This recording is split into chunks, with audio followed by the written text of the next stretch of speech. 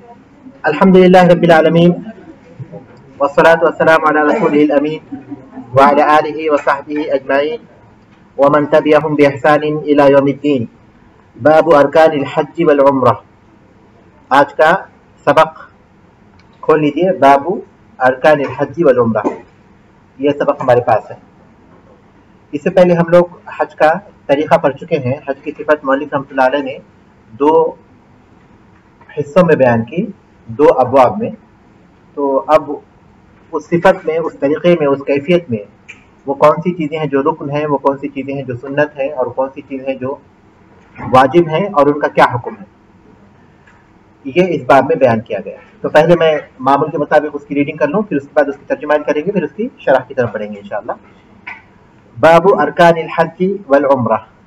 ارکان الحج الوقوف بعرفہ وطواف الزیارہ، وواجباته الاحرام من الميقات والوقوف بعرفة إلى الليل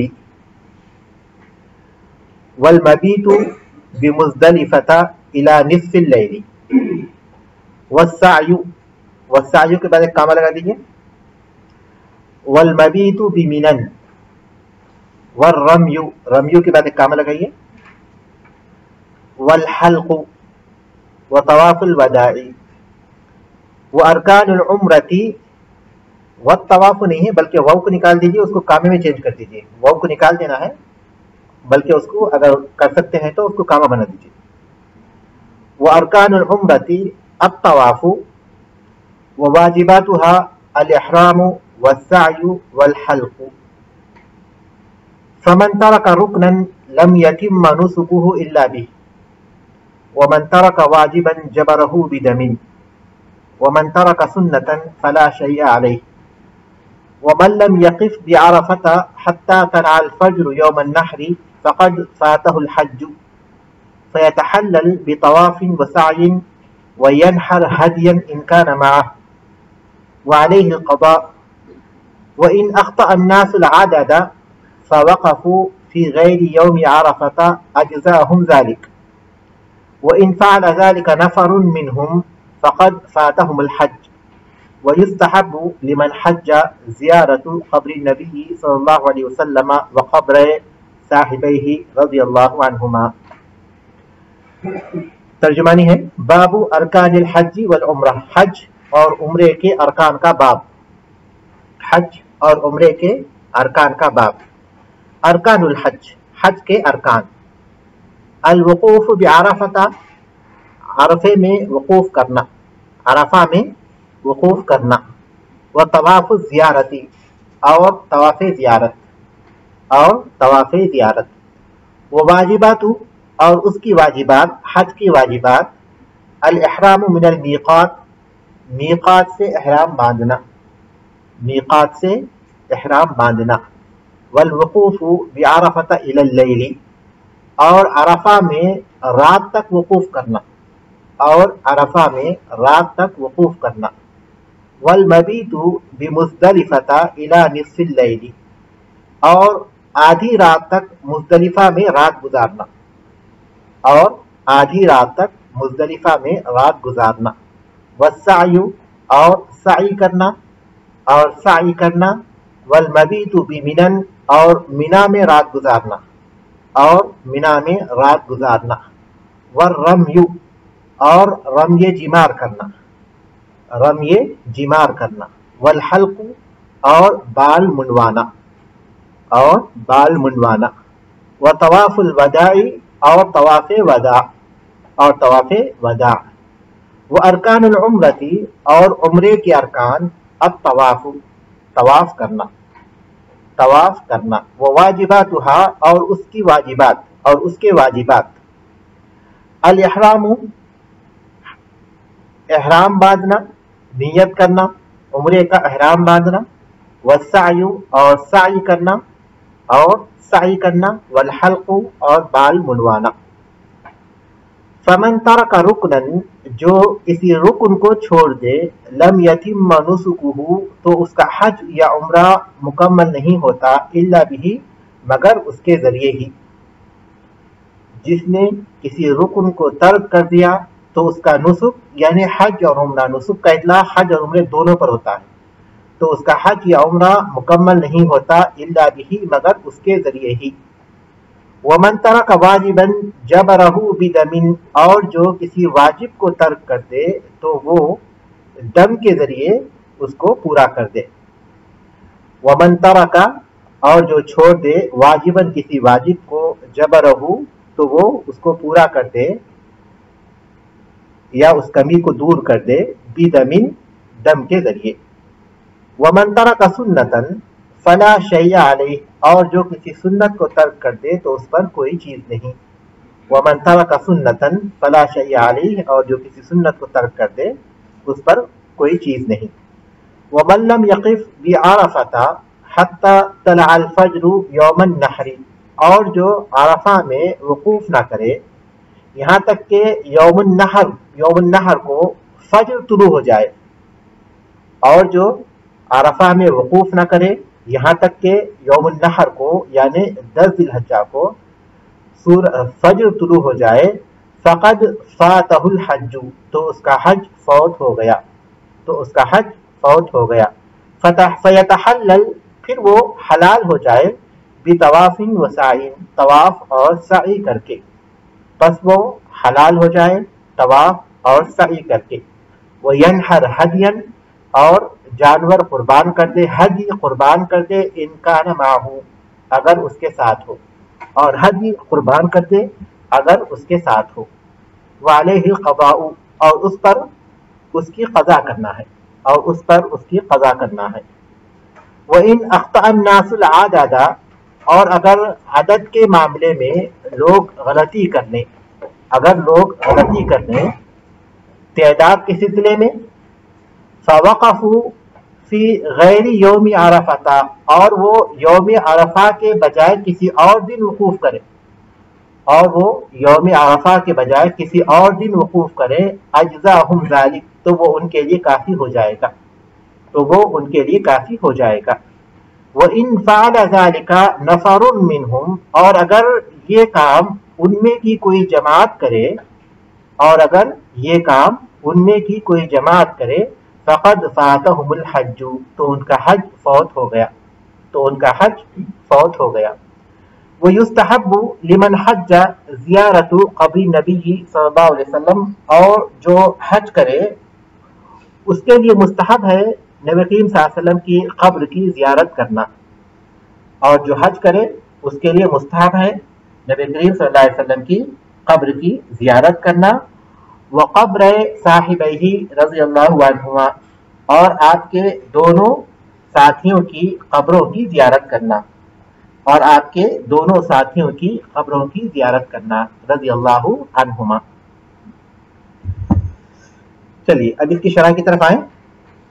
बाबू अरकानिल हज्ज वल उम्रती, हज और उम्रे के अरकान।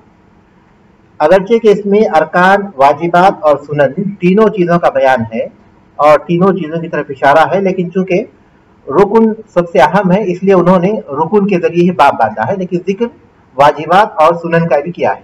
वाजिबात सुनन दोनों मज़कूर है, लेकिन चूंकि अरकान सबसे अहम है इसलिए उन्होंने बाब में सिर्फ अरकान का जिक्र किया। हज और उम्रा के अरकान का बाब। अरकानुल हज्ज, हज के अरकान। इससे पहले किताब तहरा में इस बात का जिक्र आया कि इबादत में रुकन किसे कहते हैं और वाजिब किसे कहते हैं और सुन्नत किसे कहते हैं। यहाँ रुकन से मुराद क्या है हज में, और सुन्नत से मुराद क्या है, वाजिब से मुराद क्या है, मौलवी रहमतुल्लाह अलैह उसकी वजाहत खुद कर रहे हैं, खुद उसकी वजाहत करेंगे आगे सबक में कि रुकन क्या चीज़ है और वाजिबात क्या चीज़ हैं और सुनन क्या चीज़ है और उनका हुक्म क्या है। बुनियादी तौर पर हज और उम्रे की अरकान वो आमाल हैं जिनके बगैर हज पूरा नहीं होता, और अगर कोई शख्स आमदन या सहवन जानबूझकर या भूलकर उन्हें छोड़ दे तो उसका हज नहीं होता। रुकन वो चीज़ें हैं जिनके बगैर हज मुकम्मल नहीं होता, और अगर कोई शख्स जानबूझकर या भूलकर उसे छोड़ दे तो वो साक़ित नहीं होती, किसी भी हाल में साक़ित नहीं होती और उसका हज नहीं होता। ठीक है, ये है रुकन। और वाजिब वो है کہ جن کا کرنا مطلوب ہے اور ان کا چھوڑنا حرام ہے، لیکن حج کی صحت کا اس کے اوپر دار و مدار نہیں ہے، حج کی صحت کا اس پر دار و مدار نہیں ہے، اس کو عمدن چھوڑنا جائز نہیں۔ اگر کوئی شخص عمدن اسے چھوڑ دے تو وہ گنہگار ہوگا اور اس پر ایک دم واجب ہوگا۔ عمدن اگر چھوڑ دے گا تو گنہگار ہوگا اور دم واجب ہوگا، لیکن حج صحیح ہو جائے گا۔ اور اگر بھول کر چھوڑ دے یا جہلن یا نادانی اور لا علمی کی وجہ سے چھوڑ دے اور اس کو وہ دوبارہ نہ کر سکتا ہو، فوت ہو جائے اس سے، تو وہ گنہگار تو نہیں ہوگا، کیونکہ اس میں اس کی غلطی نہیں ہے، وہ بھول گیا تھا یا پھر اس کو علم نہیں تھا، لیکن اس پر ایک دم ہوگا، دم اس کو دینا ہوگا، لیکن اس پر گناہ نہیں ہوگا۔ جو عمدن چھوڑے گا اس پر گناہ بھی ہوگا، اس پر دم بھی ہوگا۔ جو بھول کر یا لا علمی میں چھوڑے گا اس پر گناہ نہیں ہوگا۔ اور سنت وہ ہے کہ انسان اس کی پابندی کرے گا تو اس کے ثواب میں اضافہ ہوگا، لیکن اس پر کوئی دم نہیں ہے اور اس کا حج قبول ہو جائے گا۔ یہ سنت فقہ کی سنت ہے، فقہ میں۔ لیکن سنت کی ایک تعریف وہ ہے جو ہم اصول حدیث میں پڑھ رہے ہیں، سنت ایک دوسری چیز وہ ہے جو ہم اصول حدیث میں پڑھ رہے ہیں، لیکن فقہ میں سنت عمل کا وہ حصہ ہے یا وہ اعمال ہیں جو کہ رکن یا واجب نہیں ہوتے، کسی بھی عبادت میں رکن اور واجب نہیں ہوتے، لیکن ان کا کرنا مطلوب ہے، ان کا کرنا مطلوب ہے، لیکن اگر کوئی شخص نہیں کرے گا تو اس کی عبادت قبول ہو جاتی ہے۔ تو ارکان الحج، حج کے ارکان کیا ہیں؟ الوقوف بعرفہ، عرفہ میں وقوف کرنا، یہ حج کا سب سے عظیم رکن ہے، اس لیے انہوں نے سب سے پہلے اسی کا ذکر کیا۔ اس کی دلیل قرآن مجید میں بھی ہے، جیسا کہ اللہ تبارک تعالیٰ نے فرمایا فَإِذَا أَفَضْتُم مِّنْ عَرَفَاتٍ فَاذْكُرُوا اللَّهَ عِندَ الْمَشْعَرِ الْحَرَامِ، جب تم عرفات سے لوٹو تو مشعر حرام کے پاس اللہ تبارک تعالیٰ کا ذکر کرو۔ تو عرفات میں جانا پھر وہاں سے لوٹنا، تو وقوف عرفہ کا قرآن مجید میں ذکر آیا ہے۔ اور حدیث میں اللہ کے رسول صلی اللہ علیہ وسلم نے فرمایا الحج عرفہ، ابو داؤد کی حدیث ہے الحج عرفہ، فمن ادرک لیلۃ عرفہ قبل طلوع الفجر من لیلۃ جمع فقد تم حج۔ عرفہ میں وقوف، حج عرفہ میں وقوف کا نام ہے، حج وقوف عرفہ کا نام ہے۔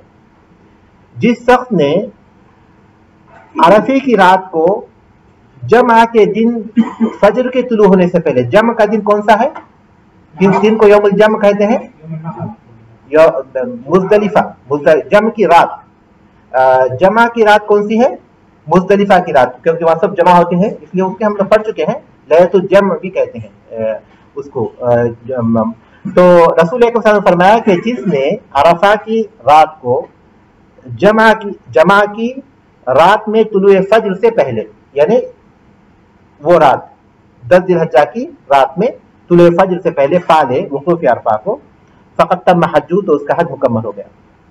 تو اس کا مطلب یہ ہوا کہ 9 ذی الحجہ کی فجر سے لے کر 10 ذی الحجہ کی فجر تک اگر کوئی شخص وقوف عرفہ کا کچھ حصہ پالے گا تو کیا ہوگا؟ اس کا حج ہو جائے گا، ورنہ اس کا حج نہیں ہوگا۔ تو حج، وقوف عرفہ حج کا سب سے بڑا رکن ہے۔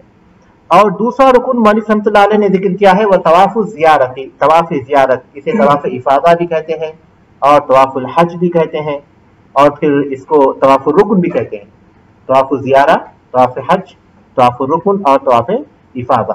یہ طواف افاضہ جو وہاں سے لوٹنے کے بعد ہوتا ہے، عرفہ سے لوٹنے کے بعد ہوتا ہے، اس کی طرف اشارہ ہے، وہ لوٹنے کے بعد کا طواف۔ جی ہاں، یہ رکن ہے اور عظیم رکن ہے۔ اللہ تبارک تعالیٰ نے فرمایا وَلْيَطَّوَّفُوا بِالْبَيْتِ الْعَتِيقِ، اور ان کو چاہیے کہ اللہ کے اس پرانے گھر کا طواف کرے، اللہ کے اس پرانے گھر کا طواف کرے۔ اور اللہ کے رسول صلی اللہ علیہ وسلم نے طواف کیا اور کہا کہ خذوا عنی مناسککم، تم مجھ سے حج کے احکام سیکھ لو۔ اس کے علاوہ اور بھی 2 اعمال رکن ہیں، لیکن مولوی رحمۃ اللہ علیہ نے اختلاف کی وجہ سے اس کو بیان نہیں کیا۔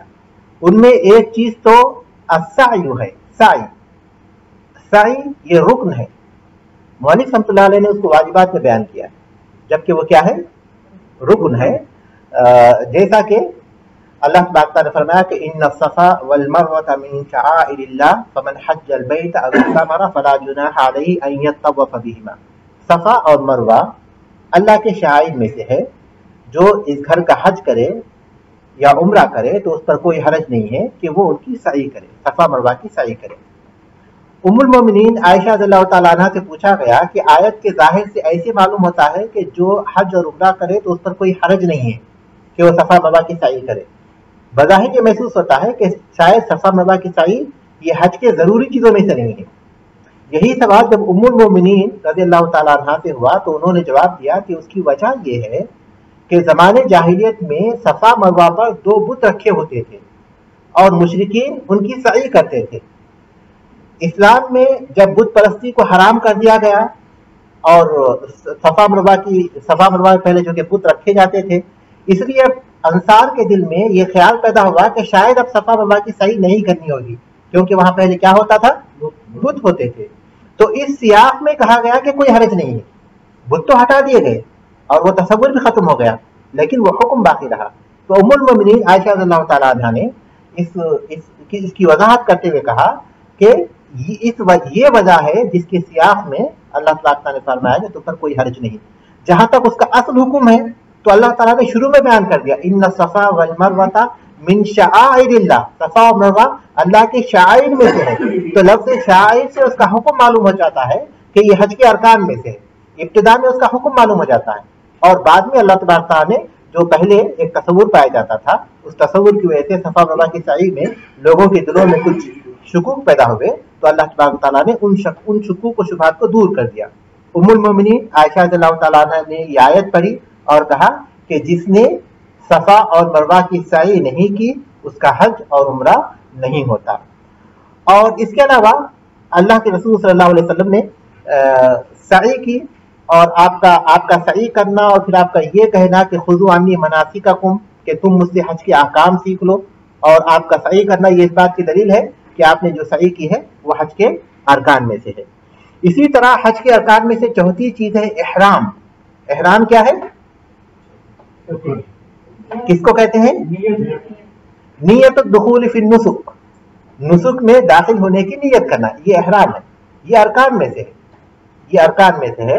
ये और बात है कि बाज़ अहले इल्म इसको शुरूत में शामिल करते हैं, क्योंकि इबादत से पहले है तो इसलिए उसको शुरूत में शामिल करते हैं। ये इख्तलाफ है, लेकिन इसके शर्त या रुकन होने में किसी का कोई इख्तलाफ नहीं, बल्कि ये यकीनी तौर पर हज के अरकान में से है। तो अब क्योंकि उसकी बुनियादी दलील है इन्नमा अल-अमालु बिन्नियात, अमाल का दारोमदार नियत पर है। जब नियत नहीं होगी तो कि अमल कैसे होगा। तो हज के गोया 4 रुकन हो गए। पहली चीज हो गई अल-वुकूफ बिअरफा, और दूसरी चीज हो गई तवाफुल ज़ियारा, और तीसरी चीज हो गई अस्सायु, चौथी चीज हो गई अल-इहराम। अल-इहराम अगर हम तरतीब से जिक्र करेंगे तो अल-इहराम अल-वुकूफ बिअरफा व तवाफु व सायु, ठीक है, व तवाफुल इफादा व सायु, ये 4 चीजें हो गई। और इसी को आप याद करेंगे, किताब में सिर्फ 2 चीजें लिखकर है, लेकिन आप बाकायदा 2 मज़ीद चीजों का इजाफा कीजिए और इसी को याद कीजिए, क्योंकि यही राजिह कौल है। तो 4 चीजें हज के अरकान में से हैं जिनके बगैर हज नहीं होता। उनमें सबसे ज्यादा अरफा है, क्योंकि दूसरी चीजें अगर छूट जाएं तो आदमी उसको फिर से कर सकता है। मिसाल के तौर पर कोई नियत के बगैर आगे बढ़ गया, नियत किए बगैर मीक़ात से आगे बढ़ गया, तो वो बाद में भी आगे बढ़कर भी नियत कर सकता है, लेकिन उसको उस पर एक दम तो होगा, लेकिन नियत तो वो कर सकता है। नियत जो उसकी छूट गई थी, नियत करने का उसके पास वक्त होता है। और अगर कोई तवाफ़ ज़ियारत 10 ज़िलहज्जा को नहीं कर सका तो उसके पास बहुत सारा वक्त है, वो तवाफ़ ज़ियारत कर सकता है। इसी तरह सई भी कर सकता है, दूसरे दिन करे, तीसरे दिन करे, ज़िलहज्जा के आखिर तक करे। बाज़ उलमा तो इससे भी ज्यादा वसअत पैदा करते हैं कि वो ज़िलहज्जा के बाद भी उसको कर सकता है, लेकिन वक्त है उनके पास। सिवाय इसके तवाफ़, सिवाय वुक़ूफ़ अरफ़ा के, वो अगर छूट जाता है तो फिर उसको पूरा करने का कोई मौका नहीं होता, और वो हज का सबसे बड़ा रुकन है। और वो वाजिबात हो, और हज के वाजिबात क्या है, अल इहराम मिनल मीक़ात, मीक़ात से इहराम बांधना। इहराम बांधना ये तो रुकन है, लेकिन मीक़ात से इहराम बांधना ये वाजिब है, दोनों में फर्क है। कोई आदमी मीक़ात से इहराम बांधे बगैर आगे बढ़ गया, आगे बढ़ने के बाद उसने नीयत बांधी, वहां उसने इहराम बांधा, तो उसने क्या चीज तर्क कर दी, एक वाजिब तर्क कर दिया, वो था मीक़ात से इहराम बांधना। तो उसके ऊपर क्या चीज होगी, दम उसके ऊपर होगा, लेकिन हज उसका सही होगा। तो वाजिबात में से क्या चीज है वो, अल इहराम मिनल मीक़ात, मीक़ात से इहराम बांधना ये वाजिबात में से है, जबकि इहराम ارکان میں سے ہے. اور دوسری چیز ہے الوقوف بعرفۃ الی اللیل، عرفہ میں رات تک وقوف کرنا. وقوف عرفہ رکن ہے، لیکن جو آدمی دن کے اوقات میں عرفہ پہنچے اسے رات تک وہاں وقوف کرنا، یعنی مغرب کے بعد، سورج کے ڈوبنے کے بعد وہاں سے نکلنا، یہ کیا چیز ہے؟ واجبات میں سے ہے. اور اگر کوئی شخص پہلے نکل جاتا ہے تو ضروری ہے کہ وہ واپس آ جائے. اگر واپس نہیں آتا تو اس پر ایک دم ہوگا، کیونکہ اس نے ایک واجب کو ترک کر دیا. واضح ہے؟ ٹھیک ہے. والمبیت بمزدلفۃ الی نصف اللیل، اور آدھی رات تک مزدلفہ میں رات گزارنا. مزدلفہ جس کو جمع کہتے ہیں، لیلۃ الجمع کہتے ہیں، وہاں جو ہے جمع ہوتے ہیں. اللہ کے رسول صلی اللہ علیہ وسلم باقاعدہ وہاں پہنچے اور وہاں آپ صلی اللہ علیہ وسلم نے رات گزاری، تو یہ حج کے واجبات میں سے ہے. اور نصف اللیل کا مولوی رحمۃ اللہ نے ذکر کیا کیونکہ جس نے آدھی رات گزار دی تو اس پر رات گزارنے کا اطلاق ہو جاتا ہے. حقیقت میں تو رات گزارنا ہے، لیکن مولوی رحمۃ اللہ نے آدھی رات کا اس لیے ذکر کیا کہ آدھی رات گزار دی تو گویا اس نے رات گزار دی. الا یہ کہ جو معذور ہیں، یعنی عورتیں ہیں، کمزور لوگ ہیں، یا پھر ان کے جو سفر میں ان کے نگران یا ان کے ساتھ رہنے والے ہیں، ان کو اس بات کی اجازت ہے. اللہ کے رسول صلی اللہ علیہ وسلم نے صرف ان لوگوں کی اجازت دی جن کے پاس کوئی عذر ہے. یہ اس بات کی دلیل ہے کہ دوسروں کے لیے واجب ہے، کیونکہ رخصت اسی عمل سے دی جاتی ہے جو واجب ہوتا ہے. اللہ کے رسول صلی اللہ علیہ وسلم کا رخصت دینا یہ اس بات کی دلیل ہے کہ یہ واجبات میں سے ہے. واضح ہے؟ ٹھیک ہے.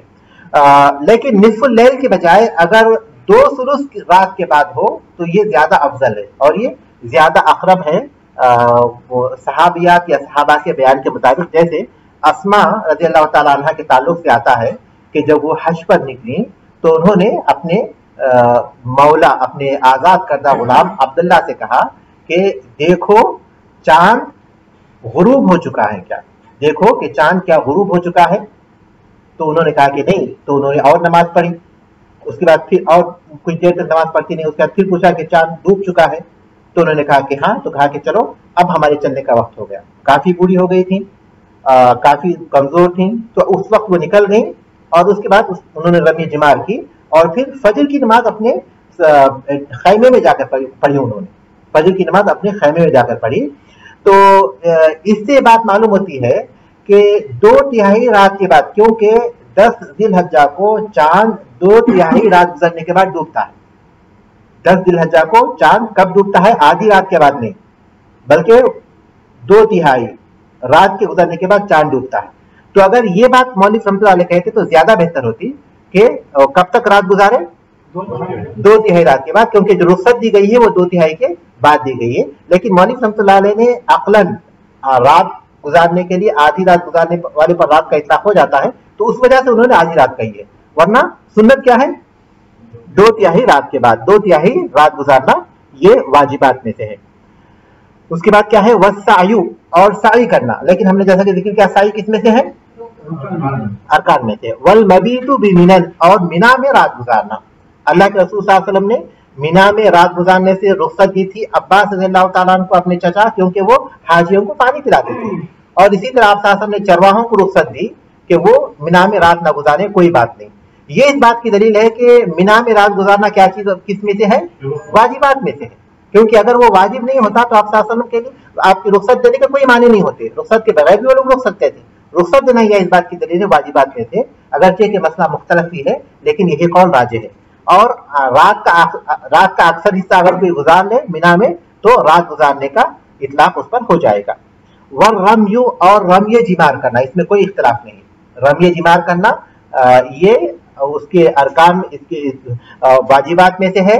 اور عید کے دن جمرہ عقبہ کو رمی کرنا، جمرہ کبریٰ کو. اور باقی کم سے کم 2 دن 11 اور 12 ذی الحجہ جو جلدی جانا چاہے تینوں جمرات کو کنکری کرنا. اور اگر جو تاخیر کرنا چاہے ان کے لیے تینوں دن تینوں جمرات کو کنکری کرنا. ٹھیک ہے. یہ کن چیزوں میں سے ہے؟ واجبات میں سے. رمی جمار واجبات میں سے. والحلق، اور حلق کرنا، بال منڈوانا.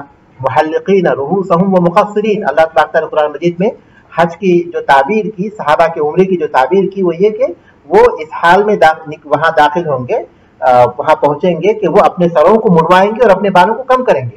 تو حج کو اللہ تبارک تعالیٰ نے محلقین رؤوسکم ومقصرین سے تعبیر کیا کہ اپنے سروں کو اپنے سروں کے بال منڈواتے ہوئے یا اپنے سروں کے بال کم کرتے ہوئے. تو اس سے معلوم ہوتا ہے کہ یہ کس چیز میں سے ہے, کس چیز. اہل علم اس کی حکمت یہی بیان کرتے ہیں کہ آدمی ایک تو یہ کہ اپنی گندگی کو صاف کرتا ہے, زینت کا اظہار کرتا ہے, اور یہ کہ اللہ تبارک تعالیٰ پاک کو اس بات کو ظاہر کرتا ہے کہ اللہ کے لیے وہ ہر چیز قربان کرنے کے لیے تیار ہے. ایک حکمت ہے, لیکن ضروری نہیں کہ وہ اس کے مطابق ہو. لیکن اہم چیز حکم اپنی جگہ ثابت ہے, حکمت اپنی جگہ بہت سی حکمتیں ہو سکتی ہیں, لیکن ضروری نہیں کہ جو حکمت بیان کی جائے وہ واقعتاً اس کی حکمت بھی ہو.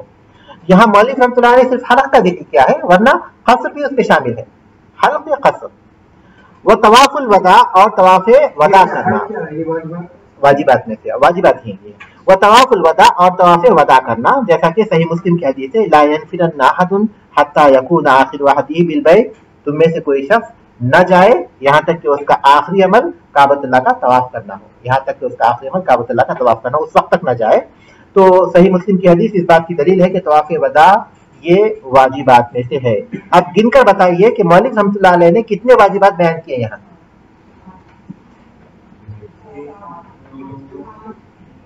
8 بیان کیے نا.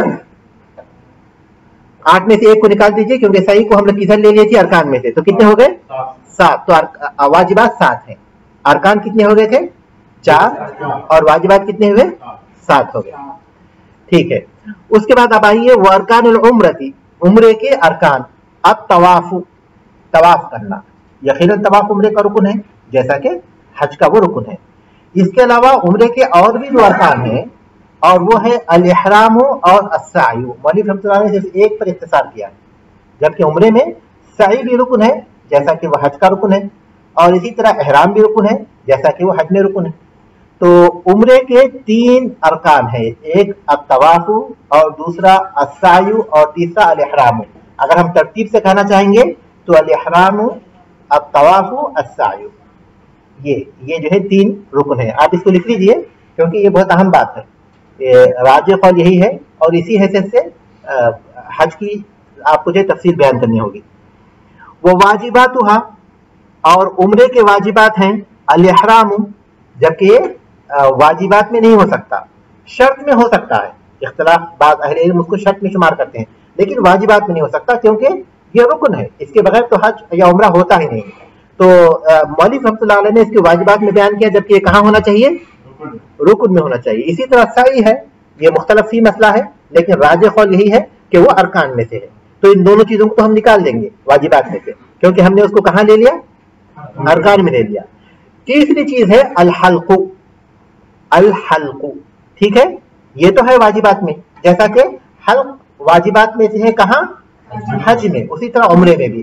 ایک اور چیز کو اس میں اضافہ کیجئے, الاحرام من المیقات, جیسا کہ وہاں واجبات میں سے ہے حج میں میقات سے احرام باندھنا, اسی طرح یہاں بھی واجبات میں سے ہے وہ چیز. تو واجبات کتنے ہو گئے عمرے میں؟ 2.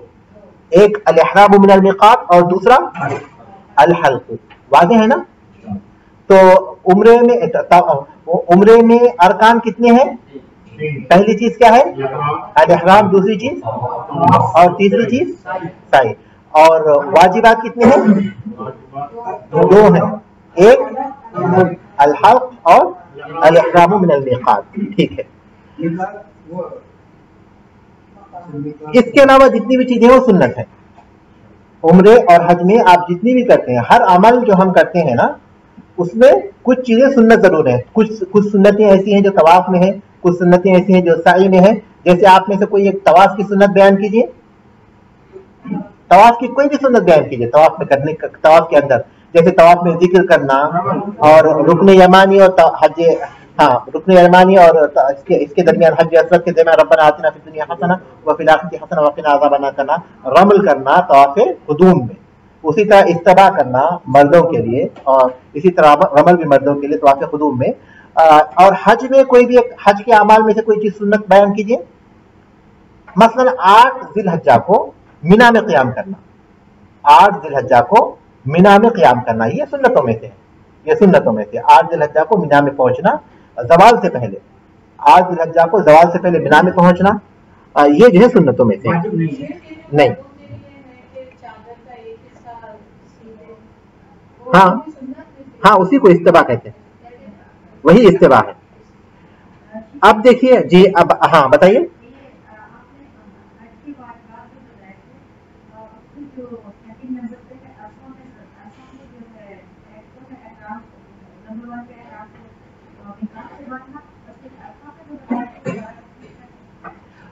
عرفہ میں رات تک وقوف کرنا، ہاں رات تک یعنی سورج غروب ہونے کے بعد تک وہاں وقوف کرنا، اس کے بعد نکلنا.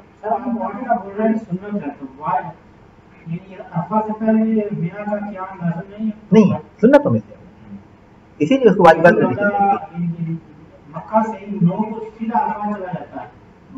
بغیر کسی کے اس کا حج ہو گیا. کوئی چیز اس پر کوئی دم وغیرہ کوئی چیز نہیں، کیونکہ کوئی چیز نہیں چھوٹی اس کی حج کے ارکان یا واجبات میں. اس نے احرام باندھا اور اس کے بعد اس کے پاس وقت نہیں ہے کہ وہ طواف قدوم کرے، کیونکہ طواف قدوم بھی اس کے لیے سنت ہی ہے، تو وہ ڈائریکٹ وہاں چلا جائے وقوف. ٹھیک ہے. اب اس کے بعد اب یہ دیکھیں مولوی رحمۃ اللہ علیہ بیان کرتے ہیں کہ رکن کیا ہوتا ہے. فمن ترک رکنا لم یتم نسکہ الا بہ. ہم اس کی شرح کر چکے ہیں. ویسے جو کسی رکن کو چھوڑ دے تو اس کا نسک یعنی حج یا عمرہ پورا نہیں ہوتا مگر اسی کے ذریعے، کسی بھی حال میں ساقط نہیں ہوتا. رکن عبادت کا وہ واجبی وہ لازمی حصہ ہوتا ہے کہ اس کے بغیر وہ عبادت پوری نہیں ہوتی. اور احرام، طواف اور سعی یہ تین چیزیں ایسی ہیں جن کو کرنے کا انسان کے پاس وقت ہے ان ارکان کو، لیکن طواف لیکن وقوف عرفہ کا وقت بہت ہی کم اور بہت ہی خاص ہے. وہ اگر چھوٹ جائے تو پھر آدمی کا حج نہیں ہوتا. تو رکن کیا ہے؟ فمن ترک رکنن، جو کسی رکن کو چھوڑ دے، لا یتم نسکہ الا بہ، تو اس کا نسک اس کے بغیر پورا نہیں ہوتا. ومن ترک واجبا جبرہ بدم. مختصر سے الفاظ میں انہوں نے اس کا حکم بیان کر دیا مولوی صلی اللہ علیہ نے کہ جو کسی واجب کو چھوڑ دے تو وہ اسے ایک دم کے ذریعے پورا کرے. اب اس کی تفصیل ہم نے بیان کی تھی. اگر کوئی آمدن چھوڑتا ہے تو اس پر گناہ بھی ہوگا، دم بھی ہوگا، لیکن کوئی جہلن یا پھر بھول کر ساون، جہلن یا ساون چھوڑتا ہے تو اس پر گناہ نہیں ہوگا، لیکن کیا ہوگا؟ دم ہوگا. ومن ترک سنتا فلا شیء علیہ. اور جو کسی سنت کو چھوڑ دے تو اس پر کوئی حرج نہیں ہے. یعنی حرج نہیں مطلب ہے کہ کوئی دم نہیں ہے اس کے اوپر، دم نہیں ہے، لیکن ثواب میں کمی ہوگی الا کہ کوئی عذر کی وجہ سے چھوڑے گی. لیکن اگر کوئی آمدن چھوڑتا ہے تو ثواب میں کمی ہو جائے گی. ومن لم یقف بعرفہ. اور جو عرفہ میں وقوف نہیں کرے، حتی طلع الفجر یوم النحر، یہاں تک کہ یوم النحر کو فجر طلوع ہو جائے، فقط فاتہ الحج، تو اس کا حج فوت ہو گیا. واضح ہے نا؟ یہی بات جو ہم سراحت کر چکے تھے اسی کی اور وضاحت ہو گئی. ٹھیک ہے جی ہاں. اب وہ کیا کرے؟ کیونکہ ایک آدمی نے جب حج کی نیت باندھ کر وہ آگے بڑھ چکا ہے ایک آدمی، تو وہ اتم الحج اور عمرۃ للہ، حج اور عمرہ اللہ کے لیے پورا کرو. اس لیے تمام عبادتوں میں حج اور عمرے کو یہ خصوصیت حاصل ہے کہ اس کا ارادہ کرنے کے بعد، اس کی نیت باندھنے کے بعد اس کو چھوڑا نہیں جا سکتا، پورا کرنا ضروری ہو جاتا ہے. تو اب اس آدمی نے احرام تو باندھ لیا لیکن وہ وقوف نہیں کر سکا. اب اس کا حج تو فوت ہو گیا لیکن اب مکمل نہیں کر سکتا، تو وہ کیا کرے؟ تو کہتے ہیں فیتحلل، تو وہ حلال ہو جائے، بطواف و سعی، طواف اور سعی کرتے ہوئے. اب نکلنا ہے اس کو. اب اس نے جو نیت باندھی تھی، جو احرام باندھا تھا، اب اس سے نکلنا ہے، کیونکہ احرام کی پابندیاں ہوتی ہیں. اس پابندی کے ساتھ تو وہ اپنے وطن کو لوٹ نہیں سکتا. اب اس عبادت سے نکلنے کے لیے اس کو کیا کرنا پڑے گا؟ اس کو یہ کرنا پڑے گا کہ وہ اپنے حج کی نیت کو عمرے کی نیت میں بدل دے. حج کبرا وہ نہیں کر سکا تو حج صغرا کی نیت کر لے. لہذا وہ کیا کرے؟ وہ حلال ہو جائے. کیسے حلال ہو؟ طواف اور سعی کے ذریعے، یعنی عمرے کی نیت کے ذریعے مکہ مکرمہ پہنچے، وہاں طواف کرے، سعی کرے، اپنے بال منڈوائے یا پھر کم کر دے. اس طرح وہ حلال ہو جائے گا، بشرطے کہ یہ اس وقت ہوگا اس کے اوپر جبکہ اس نے، ایک اہم بات ہے، اب آپ لوگ سوچ کر بتائیے، زور سے بولیے. نہیں وہ تو بات واضح ہے، لیکن ایک ایسی بات یہاں ہے، یہ اس شخص پر ہے جس کو عرفہ کا وقوف نہیں ملا. تو نیت کر لی اس نے حج کی، عرفہ کا وقوف نہیں ملا، تو اس کو ایسے کرنا ہوگا تاکہ اپنے حج کی نیت کو عمرے کی نیت میں بدل دے. ٹھیک ہے. لیکن ایک شخص ایسا ہے جس کو یہ کرنے کی ضرورت نہیں ہوگی. کون ہے وہ؟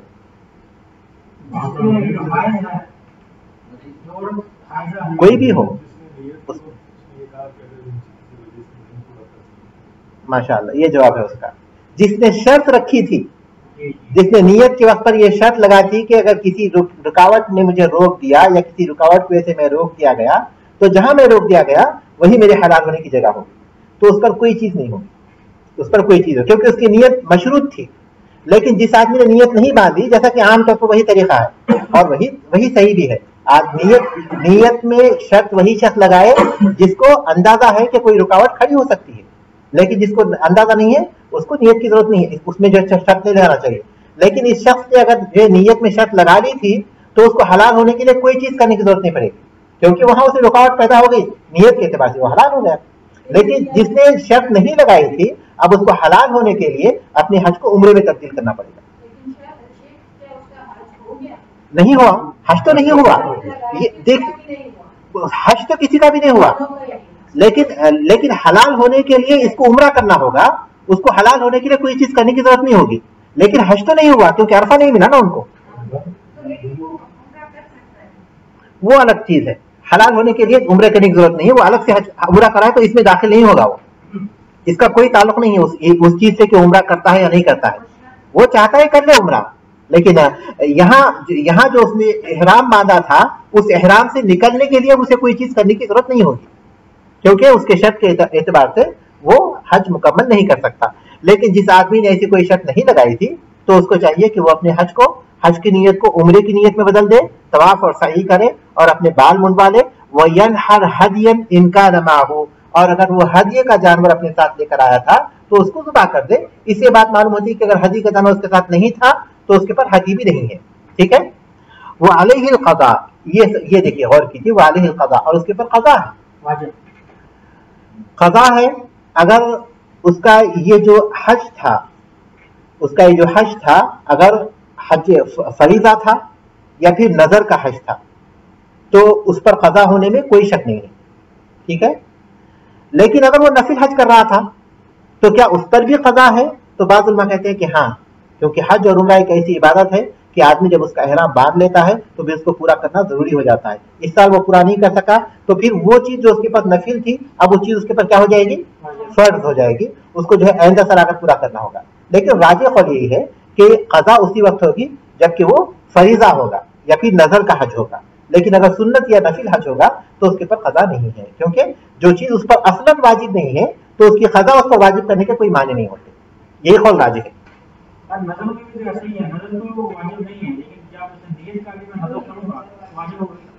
اسی پر نا نیت تو واجب ہوگی نا.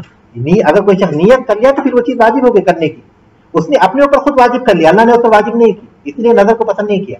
ایک ایسی چیز اس نے اپنے اوپر واجب کر لی جو اللہ نے اس پر واجب نہیں کی تھی. وَلْيُوفُوا نُذُورَهُمْ، اللہ نے حکم دیا نظر کو پورا کر، تو واجب ہے نظر کو پورا کرنا. واضح ہے جی. تو اس کی طرف سے حج پورا کرنا ہوگا.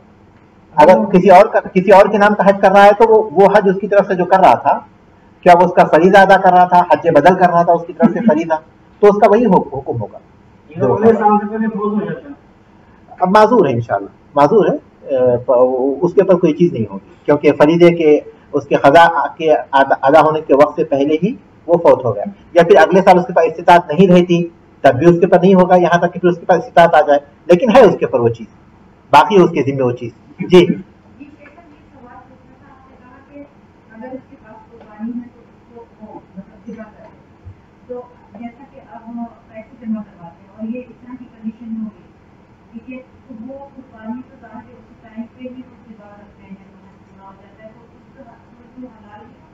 ہاں، یہ تو حلال ہو جائے گا. یہ جب طواف کر لے گا، یعنی طواف اور سعی کرے اور اپنے بال کم کر دے تو اس کے بعد حلال ہو جائے گا. جہاں تک اس کی قربانی کے لیے اس نے وکالہ کیا ہوا ہے تو وہ لوگ اس کی طرف سے قربانی کر دیں گے، وہ چیز ہو جائے گی اس کی طرف سے، چاہے وہ اس کے وقت پر ہی کیوں نہ ہو. وہ علیہ القضاء، اور اس پر قضا ہے، اور ہم نے اس کی تفصیل بیان کر دی کہ اس میں اہل علم کے کیا اقوال ہیں. وَإِنْ أَخْطَأَ النَّاسُ الْعَدَدَ، اور لوگوں نے تعداد کے معاملے میں غلطی کی، عرفہ کو پہچاننے کے معاملے میں، اور ان لوگوں نے کیا کیا غلطی کر 8 ذی الحجہ کو وقوف عرفہ کر لیا یا 10 ذی الحجہ کو وقوف عرفہ کیا. ٹھیک ہے. تعداد میں انسان اختلاف ہو گیا، ذی الحجہ کی ابتدا میں جو ہے پہچاننے میں غلطی ہو گئی، جس کی وجہ سے انہوں نے 8 ذی الحجہ کو وقوف عرفہ کیا یا پھر 10 ذی الحجہ کو وقوف عرفہ کیا. تو اب کیا ہو؟ وَإِنْ أَخْطَأَ النَّاسُ الْعَدَدَ، اور تعداد میں لوگوں سے غلطی ہو جائے، فَوَقَفُوا فِي غَيْرِ يَوْمِ عَرَفَةَ، اور وہ یوم عرفہ کے بجائے کسی اور دن انہوں نے وقوف کر لیا اجزاہم ذالک، تو ان کے لیے کافی ہو جائے گا، کیونکہ جو چیز ان پر واجب تھی وہ انہوں نے پوری کر لی، اور وہ ہے اپنے طور پر کوشش کرنا. اللہ تبارک تعالیٰ انسان پر اتنی ذمہ داری ڈالتا ہے جتنا وہ مکلف ہے، لا یکلف اللہ نفسا الا وسعہا. تو ان سب لوگوں نے جب اس کی کوشش کی اور سب لوگ ایک نتیجے پر پہنچے اور سب سے غلطی ہوئی تو وہ لوگ معذور ہیں. تو جس تاریخ کو انہوں نے وقوف عرفہ کیا، وقوف عرفہ ان کا قبول ہو جائے گا، اگرچہ کہ وہ 9 ذی الحجہ نہیں تھی. ٹھیک ہے، ان کے پاس عذر ہے. ہاں، کیونکہ امت ساری کی ساری یہ کہ انسان اپنے اجتہادات میں جتنا اس کے اوپر مکلف ہے اتنا ہی وہ کرتا ہے، اور ساری کی ساری امت غلطی نہیں کر سکتی. جب وہ غلطی کی ہے تو وہ غلطی ایسی ہے جو کہ معاف ہونے والی ہے، وہ غلطی ایسی ہے جو کہ معاف ہو جائے گی، کیونکہ سب ایک نتیجے پر پہنچے تھے.